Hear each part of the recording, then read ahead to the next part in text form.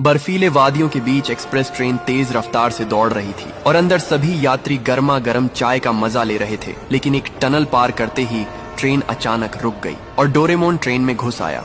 Doraemon ने driver को मारकर इंजन पर कब्जा कर लिया। फिर सभी लोग मौत के डर से रोने लगे। इंटेलिजेंस को खबर मिलते ही वह सेना को अलर्ट करती है। तभी फुरफुरी नगर का एक मोटू हेलीकॉप्टर लेकर निकलता है। हेलीकॉप्टर ट्रेन के ऊपर आते ही छलांग लगा देता है। उसके छत पर उतरते ही डोरेमोन लगातार उस पर गोलियां चलाने लगता है, पर मोटू बचते हुए जवाबी फायरिंग करता है और उसे वहीं पर ढेर कर देता है। सभी की जान बच जाती है, लेकिन किसी ने मोटू को लाइक सब्सक्राइब नहीं किए।